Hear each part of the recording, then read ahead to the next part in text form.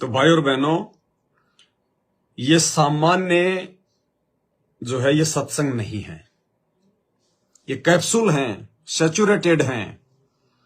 और कोई भी ऐरा गैरा व्यक्ति इन ऑडियो को सुनकर अपने हिसाब से उनका मतलब निकालकर छोटी छोटी कटिंगें बनाकर अगर वो व्हाट्सएप पे डालता है, फेसबुक पे डालता है, यूट्यूब पर डालता है, तो आप भगत भाई बहनों ने उसकी इस प्रकार की बकवाद को सुनकर भ्रमित नहीं होना है। ये बिल्कुल लास्ट का समय चल रहा है। काल एडी से लेकर चोटी तक का जोर लगाएगा भक्तों के अंदर वर्तमान में शंका पैदा करने के लिए कि किसी भी बात को लेकर साध संगति से जुड़ी हुई आत्माएं कमजोर पड़ जाएं, इनके मन में कोई शंका पैदा हो जाए। और उसका मकसद केवल एक ही है कि उस परमेश्वर कबीर जी ने, सतगुरु रामपाल जी भगवान ने इन आत्माओं को जो साध संगति रूपी हाथी के ऊपर बैठा रखा है, इनको हाथी से नीचे उतारकर सतलोक आश्रम मैनेजमेंट हरियाणा रूपी गधे के ऊपर बैठा दूं। उसकी पूरी कोशिश है, हर प्रकार से छेड़खानी करेगा वो। साम दाम दंड भेद कोई भी घटिया नीति होगी वो काल अपनाएगा, मन में शंकाएं पैदा करेगा। और भाई और बहनों, शंका पैदा करने के बहुत तरीके हैं, बहुत तरीके हैं। ये आश्रम वाली जो छोटी सी जो क्लिप मैंने आपको जो सुनाई थोड़ी देर पहले, जिसमें गुरुदेव कह रहे हैं कि ज्ञान और संगत बहुत जरूरी है और संगत आश्रमों में जाकर करो, सत्संग आश्रमों में जाकर सुनो। उस छोटी सी चीज को समझाने के लिए दास आपको बहुत कुछ पहले बताएगा, ताकि आप लास्ट में चल के फिर उस चीज को आप समझ सकें कि हां, गुरुदेव ने आश्रमों में जाकर साथ संगति करने की जो बात कही है अपनी विशेष संदेश में, उसका वास्तव में मतलब क्या है। वो सतलोक आश्रम मैनेजमेंट हरियाणा वालों के लिए भी है सत्संग, और वही सत्संग हम साथ संगति से जुड़े हुए सत्सेवक भाई बहनों के लिए भी है। लेकिन हमारे लिए, साथ संगत वालों के लिए परमात्मा क्या संकेत कर रहे हैं, और उसी सत्संग के माध्यम से सतलोक आश्रम मैनेजमेंट हरियाणा से जुड़े हुए भाई बहनों के लिए परमात्मा क्या संकेत कर रहे हैं।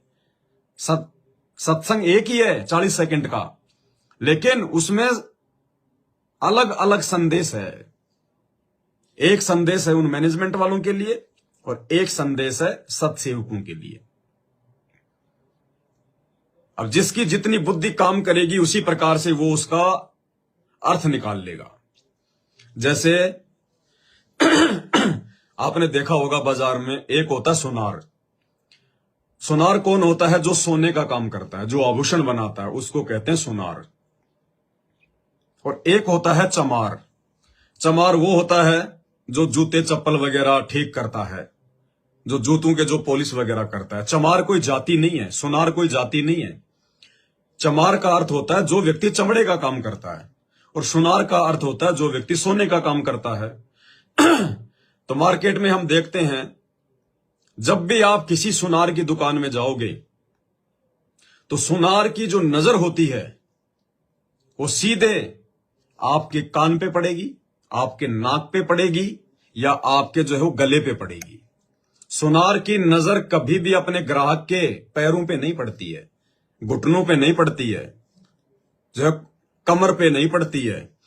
सुनार की जो दृष्टि होती है, जो नजर होती है, हमेशा वो यहां से ऊपर ऊपर होती है, क्योंकि उसको पता है कि मेरी दुकान किस चीज की है और लोग यहां पे क्या खरीदने आते हैं और वो चीजें ज्यादातर कहां पहनी जाती हैं। इसलिए सुनार की नजर हमेशा, चाहे वो कहीं मार्केट में जा रहा है, चाहे वो किसी बस में यात्रा कर रहा है, उसकी नजर सबसे पहले यदि पड़ेगी तो इंसान के यहां से ऊपर ऊपर पड़ेगी, क्योंकि उसका दिन रात का वही काम है। लोगों को नाक के आभूषण पहनाना, कान के पहनाना, गले के हार पहनाना, उसकी नजर हमेशा यहीं पड़ेगी। और जब भी आप किसी चमार की दुकान पे जाओगे तो उसकी नजर हमेशा आपके जो है पैरों पे पड़ेगी कि इसकी चप्पल टूट तो नहीं रही है, चप्पल का टाका लगवाने तो नहीं आया है, पॉलिश करवाने तो नहीं आया है, क्योंकि उसका काम ही वो है। जो चीजें जो पैरों में पहनी जाती हैं, चप्पल जूते वगैरह, उनको रिपेयर करने का, ठीक करने का, उनको पॉलिश करने का, उसका वही काम है रात दिन का। तो वो यदि कहीं बाजार में जा रहा है, कहीं और जा रहा है, उसकी नजर किसी भी व्यक्ति को देखते ही ऑटोमेटिक उसके पैरों पे जाएगी, क्योंकि उसका काम वो ही है। तो इसी प्रकार भाई और बहनों, परमात्मा कहता है सब सुमरे अपने अनुमाना तो गति लखी न जाए, कि सच्चाई तो कुछ और ही होती है। तो ये जो सत्संग था, इस सत्संग का सतलोक आश्रम मैनेजमेंट हरियाणा वालों ने, जो लोग साथ संगति से राग द्वेष रखते हैं, उन लोगों ने अपने हिसाब से इसका मतलब निकाल लिया कि देखो गुरुजी क्या कह रहे हैं, आश्रमों में आना है, आश्रमों में सत्संग सुनने। तुम्हारे आश्रम कहां है साथ संगत वालों, तुम्हें तो पवन ने मूर्ख बना रखा है। लेकिन वो ये नहीं समझ पा रहे कि इसके पीछे परमात्मा समझाना क्या चाह रहे हैं। जैसे दास आपको एक छोटा सा एग्जांपल देगा, उससे आप जी अच्छी तरीके से समझ जाओगे कि परमेश्वर हमें क्या समझाना चाहते हैं। इसी 36 नंबर ऑडियो में एक जगह परमात्मा ने दास की जो परिभाषा होती है कि दास किसे कहते हैं, वो भी परमात्मा ने हमें समझाया।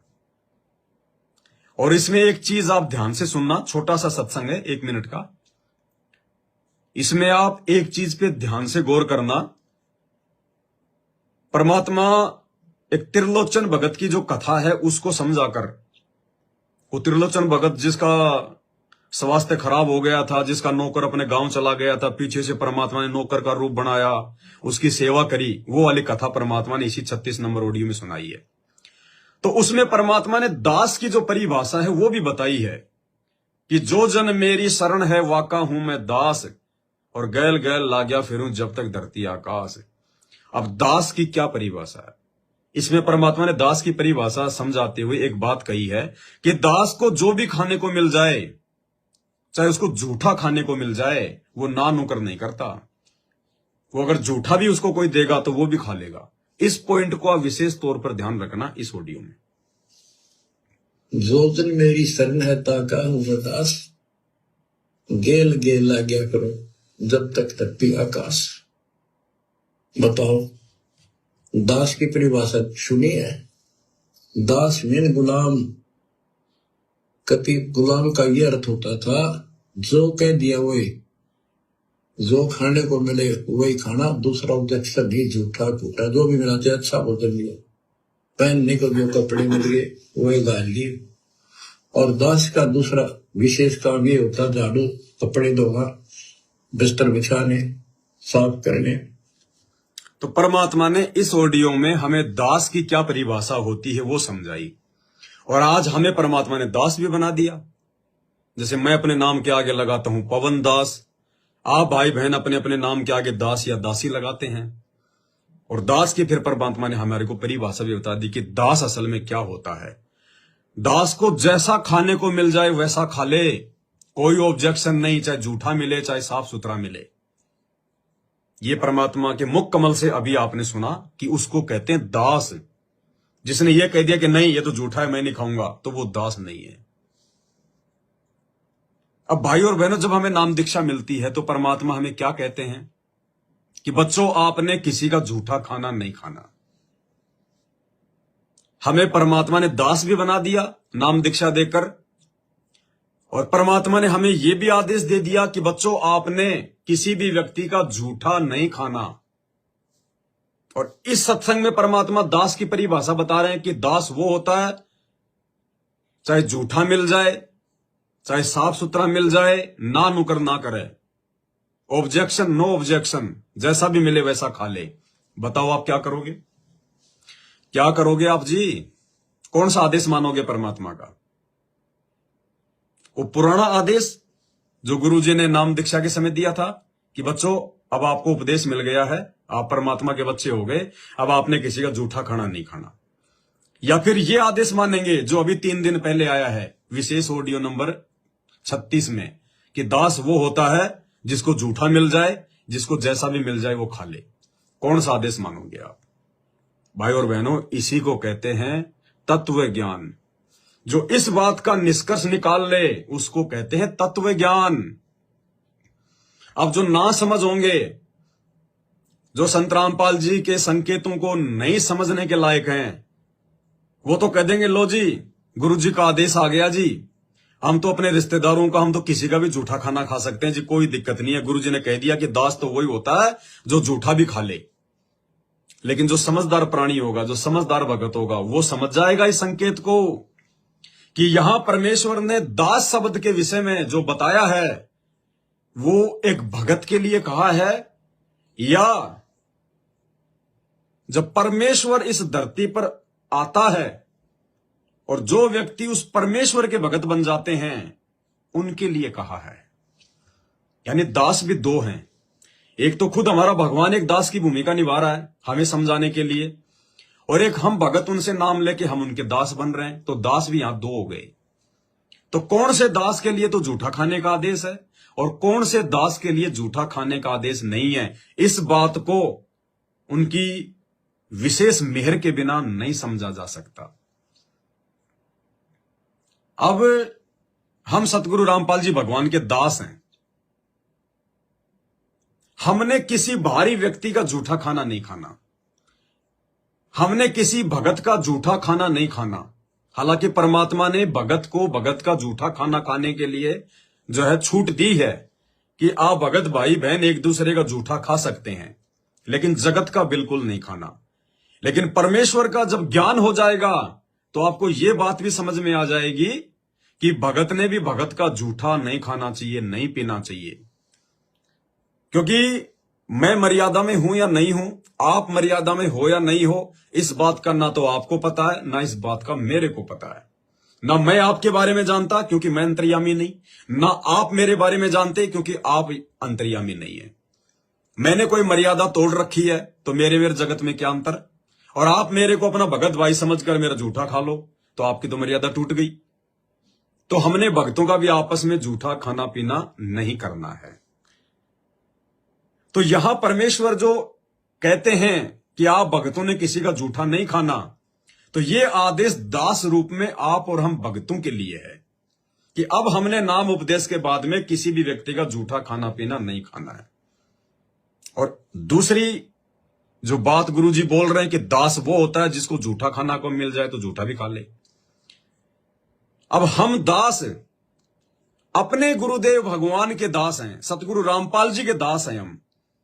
तो सतगुरु रामपाल जी भगवान का जूठा खाना हम खा सकते हैं, उनकी छोड़ी हुई जूठन हम खा सकते हैं क्योंकि हम उनके दास हैं। हम संसार के दास नहीं हैं, हम अपने भगत भाई बहनों के दास नहीं हैं। हम दास हैं अपने भगवान के, अपने गुरु के।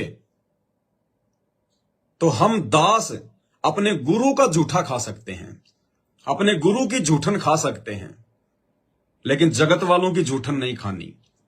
तो एक दास रूप में तो हम जगत की जूठन नहीं खा सकते और एक दास रूप में हम अपने गुरु की जूठन खा सकते हैं। तो यहां पे परमात्मा के इस प्रकार से अलग अलग ये संकेत होते हैं।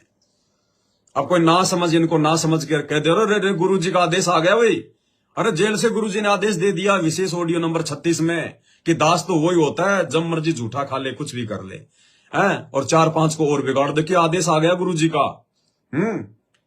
तो इसी प्रकार भाई और बहनों ये जो ऑडियो आई है 36 नंबर विशेष, इसमें गुरु जी जो सत्संगों में जाकर जो सात संगति की बात कह रहे हैं उसका मतलब वैसा नहीं है जैसा इस ऑडियो में कहा जा रहा है, क्योंकि ये ऑडियो कैप्सूल रूप में है। इनके अंदर क्या क्या मिश्रण है, क्या क्या संकेत हैं, इस बात को नॉर्मल तरीके से नहीं समझ पाओगे।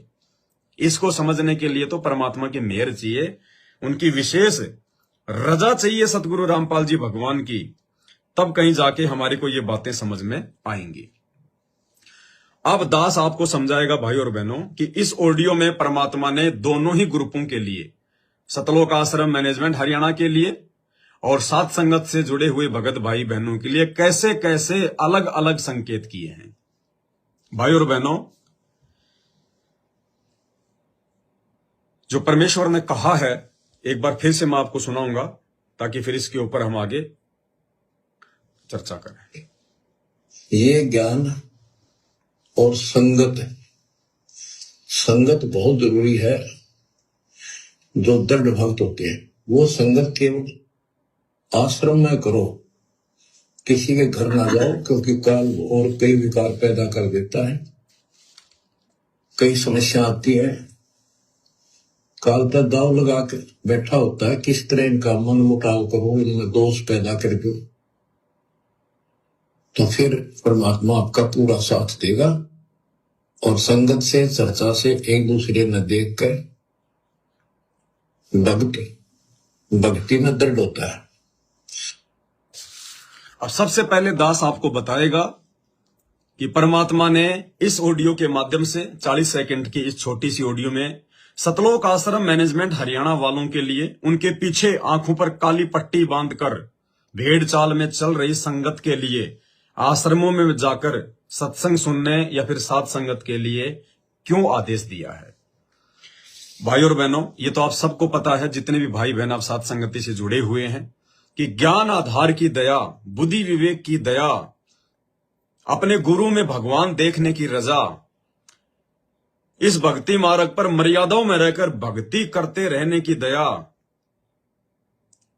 अपने जीवन का केवल एक ही टारगेट सतलोक की प्राप्ति, अपने गुरुदेव को जो है प्रसन्न करना, ये दया केवल सतगुरु रामपाल जी भगवान ने अपने लाखों की संगत में से यदि किसी के ऊपर बख्शी है तो वो है सतसेवक। अब परमेश्वर को अच्छे से पता है कि जिन जिन आत्माओं को मैंने छांटना है उनको तो मैंने छांट लिया। जो मेरे विशेष आत्माएं हैं, मेरी वीआईपी आत्मा है, जो मेरे हीरे मोती लाल हैं, जिनके लिए मैं इस धरती पर आता हूं, गोता मारूं स्वर्ग में, जा बैठूं पाताल, गरीब दास ढूंढता फिरूं अपने हीरे मोती लाल। उन हीरे मोती लाल को परमात्मा ने छांट कर, उनकी छटनी करके परमात्मा ने साध संगति से जोड़ दिया।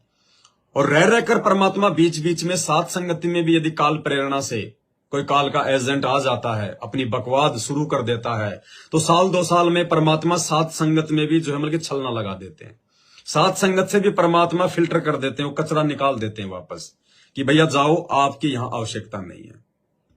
जिन जिन को सिकंदर लोधी की तरह ये जलन का रोग है, उसको तो बेचारे को खाली शरीर का रोग था जलन का। आज संत रामपाल जी के ज्यादातर भक्तों को राग द्वेष ईर्ष्या रूपी, बैर भाव रूपी, मन मुटाव रूपी ये जलन का रोग हो रहा है। बहुत भयंकर रोग है। मालिक कहते हैं राज त्यागना सहज है, सहज नारी का ने, मान बढ़ाई ईर्ष्या दुर्लभ तजनाइए। कि इंसान अपनी औरत को भी छोड़ सकता है, यानी अपनी औरत का जो प्रेम होता है उसको भी छोड़ सकता है। इंसान राजपाट को भी छोड़ सकता है। जैसे अब्राहिम सुल्तान ने 16,000 रानियां छोड़ दी। इंद्र से भी ज्यादा ठाट बाट थे उसके, उस बलक बुखारे के राजपाट को भी छोड़ दिया। लेकिन परमात्मा कहते हैं मान बढ़ाई ईर्ष्या दुर्लभ तजनाइए। वो मान बढ़ाई फिर भी उससे नहीं त्यागी गई, सब कुछ छोड़ के आ गया। जंगल से लकड़ियां तोड़ रहा है, शहर में बेच रहा है, झोंपड़ी डाल के रह रहा है, बलक बुखारे का राजा, जिसके 18 लाख घोड़े, 16,000 रानियां और अरबों खरबों जिसका खजाना। उसने औरतें भी छोड़ दी, राजपाट भी छोड़ दिया, लेकिन अहंकार नहीं गया, मान बढ़ाई नहीं गई। जब वो सार नाम लेने के लिए गया तो परमात्मा की एक बेटी ने परमात्मा के कहे अनुसार जब उसके ऊपर वो गोबर का, भैंसों का पेशाब का वो कीचड़ ऊपर से डाला, तो ऊपर देखकर उसने लाल आंख करके कहा कि तेरे को दिखाई नहीं देता, अंधी है तू। आज अगर मैं राजा होता तो तेरी वो हालत करता, दुनिया देखती, अर्थात मैं तेरी जो है गर्दन कटवा देता। मतलब उसके अंदर से वो अहंकार नहीं गया, वो राजपना नहीं गया। तो परमात्मा ने कहा कि बेटा तू अभी दास नहीं है। नहीं बोले महाराज मैंने तो राजपना छोड़ दिया, महाराज मैं तो राजा नहीं हूं, मैं तो दास हूं। तो परमात्मा ने कहा कि बेटा तूने जहमल के राजपना नहीं छोड़ा, तूने वो राज्य तो छोड़ दिया लेकिन तेरे अंदर से राजपना नहीं गया, वो अहंकार, वो गंदगी तेरे अंदर जो की त्यों जमा है। तो भाई और बहनों, आज भक्तों में भी तो वही सब कुछ मिलेगा, क्योंकि आज वही भगवान हमारा गुरु है, जो बलक बुखारे के बादशाह को मिला था, जो उसका गुरु था। तो भक्ति तो वही है, नियम मर्यादा तो वही है, काल भी वही है, काल कोई चेंज थोड़ी हो जाता है, तो दाव तो वही खेलेगा काल। तो आज भी संत रामपाल जी की संगत में 99% ये राग द्वेष ईर्ष्या मन मुटाव अहंकार जो है ये घर करके बैठा हुआ है। तो आप सबको पता है कि सतलोक आश्रम मैनेजमेंट हरियाणा से जुड़े हुए भाई बहनों पर ज्ञान आधार से कोई दया नहीं है। अब परमात्मा ने इस सत्संग में क्यों कहा कि भाई आपने ज्ञान के साथ साथ संगत भी बहुत जरूरी है। संगत से जो है वो दृढ़ता आती है। दृढ़ भक्तों से मिलोगे, उनकी बातें सुनोगे, उनके विचार सुनोगे, आपके अंदर विश्वास पैदा होगा। तो गुरुदेव ने कहा कि ये संगत आप आश्रमों में करो, एक दूसरे भगत के घर पे ना करो, वरना मन में दोष आएगा। काल मनमुटाव पैदा कर देगा, काल का भयंकर जाल है ये। अब ये बातें गुरुदेव ने सतलोक आश्रम वालों के लिए क्यों कही? क्योंकि परमात्मा को पता है कि ये मेरे सत्सेवक बच्चों की तरह ज्ञान आधारी तो है नहीं, ये ना तो गुरु को भगवान मान रहे, क्योंकि आश्रम वाले अपने गुरु को भगवान नहीं मानते। आश्रम वाले तो इस कागज के टुकड़े को भगवान मानते हैं, अपने गुरुजी को तो खाली मानुष मानते हैं, मानुष। और जून के महीने में भगवान इसको मानते हैं, तभी तो इसका प्रकट दिवस मनाते हैं कि भाई कबीर भगवान, दाढ़ी मूंछ वाला भगवान, कबीर प्रकट दिवस मनाएंगे। तो फिर ये कौन है? ये कौन है फिर? क्योंकि इसका तुम प्रकट दिवस नहीं मनाते हो ना, केवल इसका मनाते हो, क्योंकि तुम इसको भगवान मानते हो, गुरु को तो तुम मानुष मानते हो। इसलिए तुम्हारे को ये बुद्धि नहीं आ सकती, सद्बुद्धि नहीं आ सकती तुम्हारे को।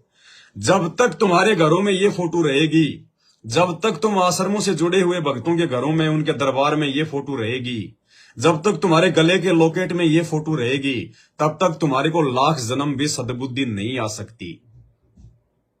तो परमात्मा को पता है कि ज्ञान आधार से ये आत्माएं नहीं चल रही है, देखा देखी में चल रही हैं, जानबूझकर गांधारी की तरह आंखों पे काली पट्टी बांध के चल रही हैं। तो भाई और बहनों, परमात्मा ने इस ऑडियो के माध्यम से लगभग साल भर पहले ही सतलोक आश्रम से जुड़े हुए भक्तों को यह आदेश दिया, उन आश्रमों के जो सेवादार हैं, गुरुदेव का जो कलयुगी बेटा बेटी, रिश्तेदार, कोऑर्डिनेटर जो पूरा मैनेजमेंट संभाल रहे हैं, उनको इस ऑडियो के माध्यम से परमात्मा ने एक आदेश दिया, एक संकेत किया कि नालायकों, अगर काल के जाल से बचना है, क्योंकि बहुत भयंकर चाल चलेगा वर्तमान में, वो फंसा चुका है 90% संगत को, पूरी तरह से उसकी जकड़ में है संगत आश्रमों से जुड़ी हुई।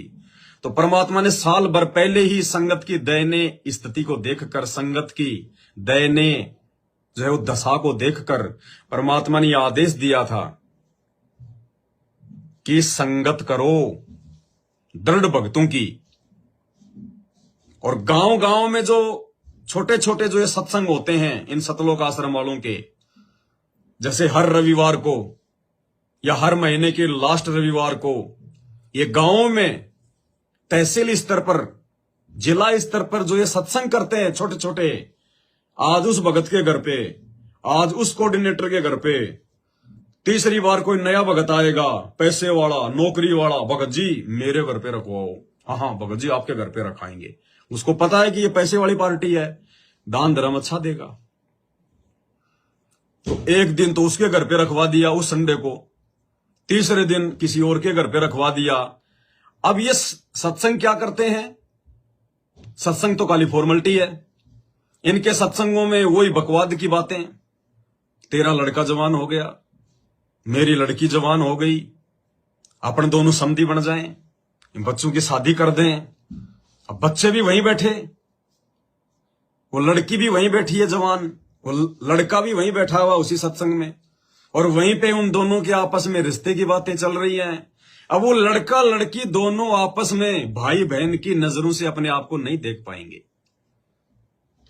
उनको पता है कि इस लड़के के साथ में, इस लड़की के साथ में तेरे रिश्ते की बातें हो रही हैं। तो जब भी वो लड़का लड़की आपस में एक दूसरे को देखेंगे, उनकी नजरें मिलेंगी, तो वो गुरु बहन और गुरु भाई की नजरों से नहीं देखेंगे अपने आप को। भले उनकी शादी फिक्स नहीं हुई, भले उनकी बातचीत ही चल रही है, तो भी ये काल का भयंकर जाल है। वो आपस में एक दूसरे को जो है प्रेमी और प्रेमिका की नजर से देखना शुरू कर देंगे। और अगर मौका लग गया, क्योंकि ज्ञान तो है ही नहीं, उनकी बुद्धि तो ओपन है ही नहीं, नाम के भगत हैं, बाकी तो काल की गोद में बैठे हुए हैं, युवा शरीर है। अब अंदर कैसे कैसे हार्मोन्स हमारे अंदर दौड़ते रहते हैं, कैसे कैसी वो जो है वो प्रेरणा करेंगे, ऊपर से काल की प्रेरणा। अगर अकेले में एक दूसरे को मिलने का मौका मिल गया, वो उसका नंबर ले लेगा, वो उसके नंबर ले लेगी, और फिर मैं तुमसे मिलने आई मंदिर जाने के बहाने, फिर ये पुस्तक सेवा के बहने आपस में फिर वो गुटरगु और काल अपना दाव खेल देगा। तो परमात्मा कह रहे हैं कि एक दूसरे के घरों पर जाकर सत्संग मत करो, काल मन मुटाव पैदा करेगा, काल अपना दाव खेलेगा। फिर अब बेचारा कोई जो गरीब भगत है वो तो अपने घर पर सत्संग रखवाएगा नहीं, उसको तो अपनी स्थिति का पता है। पैसे वाले रखवाएंगे जिसके घर पे बैठने की व्यवस्था हो, बढ़िया हॉल हो, बढ़िया मकान हो, 2 पैसे की आमदनी हो, कोई नौकरी वाला हो, कोई फौज से रिटायरमेंट हो। अब वो अपने घर पर सत्संग रखवाएगा, क्यों? मान बढ़ाई के लिए, कि मेरे घर पर मेरे एरिया के भगत आए, उनको पता चले कि मेरा मकान कितना बड़ा है, उनको पता चले कि मैं आर्मी से रिटायरमेंट हूं। फिर वो भगत आने शुरू हो जाएंगे, फिर वो अपने हिसाब से उनके खाने पीने की व्यवस्था करेगा, बढ़िया बढ़ा चढ़ाकर, कि लोग ये ना कहते कि फलाने फौजी के घर पे सत्संग था और वहां तो खाने पीने का नाश्ता भी ढंग का नहीं मिला। वो अपने हिसाब से बढ़ चढ़ के करेगा, सत्संग में ध्यान कम, लुटने पिटने में ज्यादा। कभी भगत को कहेगा, भगत जी मेरा वहां प्लाट है, गांव में एक मेरा मकान और है, वहां पे मेरी रोड पे 3 बीघा जमीन है। मतलब अपने आप को ये साबित करेगा कि मैं पैसे वाली पार्टी हूं, मैं कोई ऐरा गहरा भगत नहीं हूं, कोई छोटा मोटा, कहीं तुम समझो मैं ऐसे कोई रोड़ा हूं कोई। वो मान बढ़ाई आएगी वहां पे, यानी काल वहां पे दाव खेलेगा ही खेलेगा। परमात्मा को पता है कि इनको ज्ञान नहीं है, इनके अंदर से राग द्वेष ईर्ष्या नहीं निकली है, ये मेरे मिशन का जो मकसद है उसको नहीं समझ पाए अभी तक। इसलिए काल इनके अंदर बैठकर अपनी चाल चलेगा, अपना दाव चलेगा। एक दूसरे में मनमुटाव पैदा हो जाएंगे कि भगत जी आपने तो कहा था कि अगली बार अगले रविवार को आपके घर पे सत्संग रखेंगे, आपने फलाने भगत के घर पे क्यों रख दिया? आप राजनीति कर रहे हो, मेरे घर में ऐसी क्या कमी है, मैं कोई अगर आदमी थोड़ी हूं। फिर अगर किसी के हम घर पे अगर सत्संग रखेंगे, तो जैसे कोई गरीब भगत किसी पैसे वाले भगत के घर पे जाएगा, तो ज्ञान ना तो उस गरीब भगत को ना पैसे वाले को है। वो गरीब भगत बेचारा उसकी व्यवस्था को देख के, उसके कमरे में लगी हुई एसी को देखकर, बड़ी बड़ी उसकी बिल्डिंग को देखकर, मार्बल चिप्स लगा हुआ है, भगत जी तो पैसे वाली पार्टी है, भगत जी के पास तो गाड़ियां भी हैं, जमीन भी है, वहां भी प्लाट है। फिर वो भगत क्या करेगा, एक उम्मीद लगा लेगा कि यार ये तो अच्छा भगत है, यार अच्छी पार्टी है, अगर कभी मेरे कोई समस्या आ गई तो यार ये भगत तो मेरी मदद कर देगा यार, 10, 20, 50 हजार रुपए की तो मदद मारी देगा यार। वो उस भगत से चापलूसी करने लग जाएगा, वो उस भगत से अपनी नजदीकियां बढ़ाने लग जाएगा। आए थे सत्संग सुनने और मान बढ़ाई का रोग काल लगा रहा है, चापलूसी का रोग काल लगा रहा है, एक दूसरे से काल बांध रहा है, एक दूसरे से काल उनकी इच्छाएं जाहिर कर रहा है। तीसरी बात, ज्ञान तो है ही नहीं, अंदर कोई डर तो है ही नहीं कि मर्यादा टूट जाएगी तो क्या होगा हमारा, क्योंकि ये तो ज्ञान से होता है। भय बिना भक्ति नहीं होती, भय बनता है ज्ञान से, और ज्ञान इन लोगों को है नहीं। ज्ञान होता तो भीड़ का हिस्सा थोड़ी बनते। गुरु तुम्हारा जेल में बैठा, आश्रम में क्या तुम मल के डुंडे चाटने जा रहे हो? वो सत्संग तो तुम्हारे घर पे भी है, तो ज्ञान तो है ही नहीं इनको। अब क्या होगा, किसी की बहन सुंदर है, जिसके घर पे सत्संग हो रहा है, किसी की बहन सुंदर है, किसी की बीवी सुंदर है, किसी की बेटी सुंदर है, युवा है। अब सत्संग में तो कोई मना थोड़ी करोगे कि भाई मतलब 30 साल तक के भगत नहीं आएंगे, या 30 साल के लड़के और लड़कियां नहीं आएंगी। सत्संग में तो हर कोई आएगा, और वहां पे काल मन में दोष पैदा करेगा, क्योंकि ये लोग विषय वासनाओं के बारे में तो कुछ ज्यादा जान नहीं पा रहे, समझ नहीं पा रहे। कामी क्रोधी लालची, इनसे भक्ति ना होए, भक्ति करे कोई सूरमा, जात वर्ण कुल खोए। और परमात्मा कहते हैं, मालिक की वाणी है, एक शब्द है परमात्मा का, हरि सुमरे सो हंस कहावे, कामी क्रोधी कागरे। तो ये काम क्रोध से दूर हटने की, विषय वासनाओं से दूर हटने की दया तो परमात्मा ने सात संगतियों भी बख्शी है। तो इनके मन में तो इन चीजों को देख के दोष आएगा ही आएगा, क्योंकि जीव है भैया, कितने बचने का प्रयास कर लो, जब तक आपको इस तत्व ज्ञान की जड़ का नहीं पता चलेगा, जब तक आपको ये भगवान समझ में नहीं आएगा, जब तक इसका ये ज्ञान समझ में नहीं आएगा, तब तक आप अपने आप को विषय वासनाओं से, काम क्रोध से दूर नहीं कर सकते। आपके मन में अपनी गुरु बहनों को देख के दोष काल पैदा करेगा ही करेगा, कितना ही बचने का प्रयास कर लेना। और इसके एग्जाम्पल आम भक्तों के दो विचारों की छोड़ो, बड़े बड़े लोग सतलोक आश्रमों से जुड़े हुए बड़े बड़े कोऑर्डिनेटर जो शादीशुदा थे और भक्तों की जवान जवान बेटियों को लेकर भाग गए। इनके कोऑर्डिनेटर भक्तों की बेटियों को लेकर भाग गए जो खुद शादीशुदा थे। रोहतक में जो सार शब्द दिया जाता था, सार नाम दिया जाता था, और जिन्होंने सार नाम लिया है, सार शब्द लिया है, उनको पता है कि वो सार नाम रोहतक में कौन दिया करता था? बसंत सैनी। बसंत सैनी, गांव गांधरा, जिला रोहतक, हरियाणा। और वो बसंत सैनी कौन था? बरवाड़ा आश्रम में सार नाम लेने के बाद भी 2009 में अपनी ही गुरु बहन के साथ में, जिसका पति आश्रम में सेवा किया करता था और बरवाड़ा में एक मकान लेके रहा करते थे, वो व्यक्ति बसंत सैनी जो आज भक्तों को सार शब्द दे रहा है, सार नाम दे रहा है, वो व्यक्ति रोजाना जब वो भगत आश्रम में सेवा करने आता था, पीछे से उसकी भक्तमती मकान पे अकेली रहा करती थी। वो बसंत सैनी जो आज भक्तों को सार नाम दे रहा है, वो रोजाना उस बहन के साथ अपना काला मुंह करके आता था।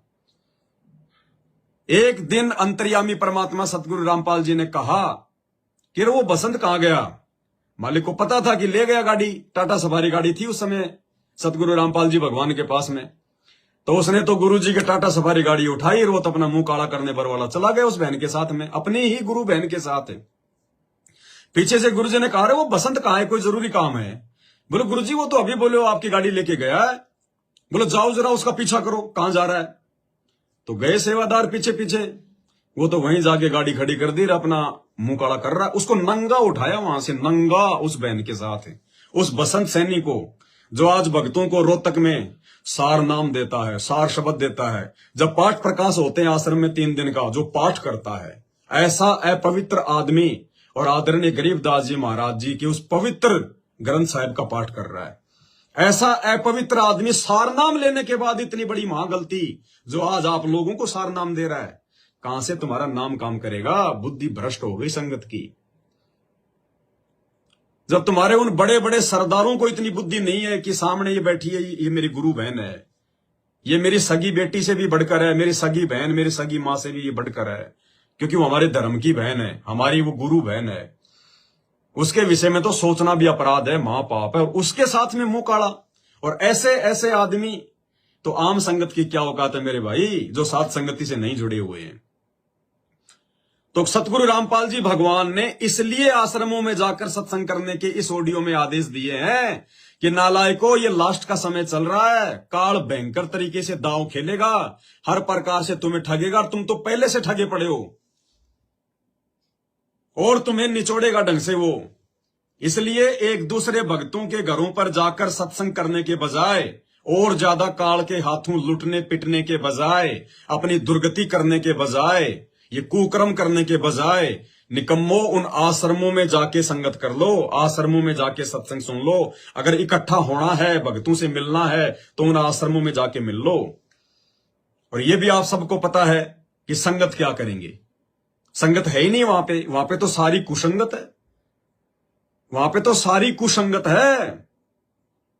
क्योंकि जो व्यक्ति सतगुरु रामपाल जी भगवान से उपदेश लेने के बाद, और पता है कि हमारे गुरुजी आज हिसार जेल में बैठे हुए हैं, किसी आश्रम में नहीं है, उसके बावजूद जो व्यक्ति उन आश्रमों में जाता है, वो दुनिया का सबसे बड़ा मंदबुद्धि इंसान है, महामूर्ख इंसान है, वो बेबुद्धि वाला इंसान है वो।